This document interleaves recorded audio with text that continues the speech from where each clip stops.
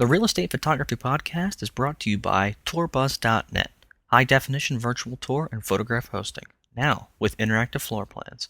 Sign up for your free trial today.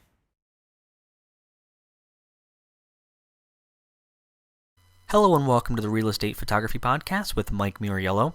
Today we have a combination tip, which is production and post-production based, and mostly it's a comparison between fused images versus lit images. So fused, I mean exposure fusion. So a lot of this show has been focused on exposure fusion, and I got questions saying, do you light images as well? Do you use flashes or strobes or actual hot lights or whatever? The answer is yes. I usually don't put them in the show because most of the tips that I like to surround are about efficiency, and exposure fusion is extremely efficient. But it does have its limitations. So I put together a list of images that I had shot just this week that I thought were good examples that compare basically a fused approach to this scene and then a lit approach. So the first one in each one of these sets is the fused approach. So this one is fused. So you can see on the window, it's overexposed intentionally, but you can still see inside. Now I'm going to go over to the flashed image in the lit image, which I used in this case, in this room, I used 3 different strobes to light the room up. And let's take a look at that.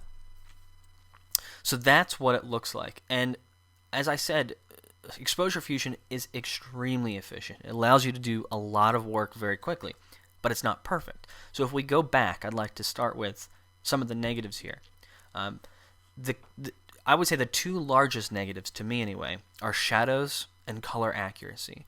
So if you notice, all of these shadows all over the place because the light is coming in, and all we're doing is recording the light that's in the room and then putting it back onto the image by stacking it one at a time. We get these really harsh shadows over here, in the wall, up here, because that's what's really going on. If I go over to the lit image, all of a sudden these become a lot less noticeable. I mean, there's still some because there's light coming in the windows, but it's a lot less. Now there is a tiny bit of flashlight up there. Yep, I probably should have used one more light to fix that up. It's just something you don't notice while you're in there. So those are the shadows. Now let me go back to color accuracy. And in fact, let me start with this one. As you can see, the brick is extremely vibrant in this image.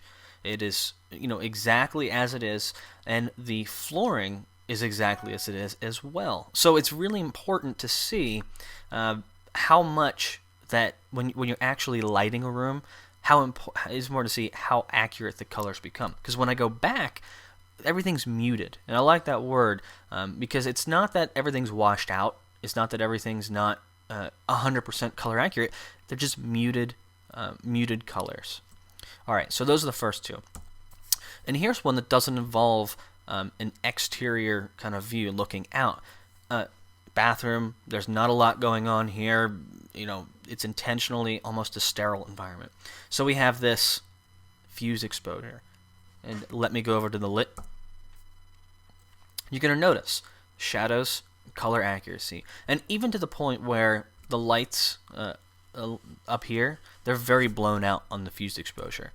They're not as blown out on this one. And it's okay, they're supposed to be very bright and overexposed, but there's a limit. So back to dissecting this, this is the fused exposure, and we have the harsh shadows that are created by these lights. You can even see them in the reflection. And then when we do light the room, they become a lot less important. And the other thing that this lighting creates, this is lit with one flash outside of the bathroom, and you can see the pattern.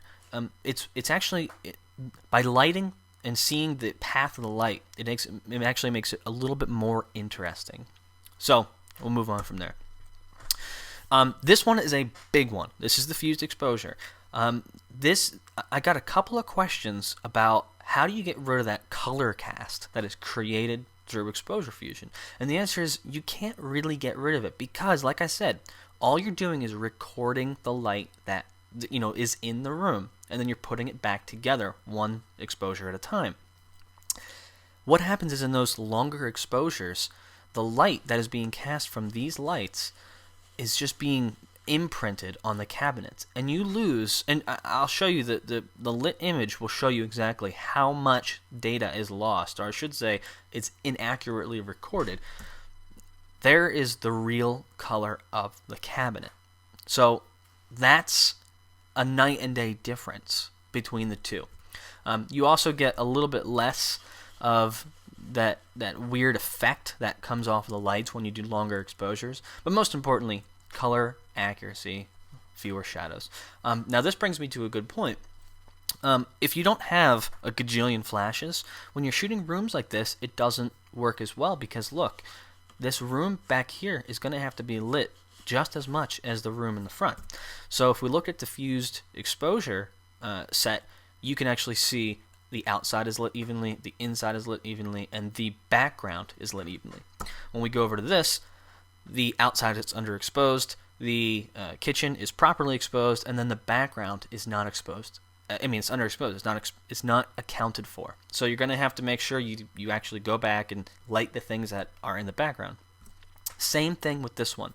This is the fused exposure. This one actually looks pretty well. It looks pretty well done. But when we go over to the one that's lit, the background, our hallway, and this is the doorway, it's not accounted for when it comes to lighting. The other thing is, so this one is kind of a mixed bag. In this one, the actual colors of the cabinets are muted again, and then when we, add light, they become correct. All right, and how about this last one? All right, so this is another one with a big window scene that I thought I'd try and get my point across again. This has more to do with white balance than anything. Fused exposure, everything. It looks pretty good, and the focus is this fireplace and this chair, not the books over here. But when we actually add light, we get true whites coming out of here, and we accurately color.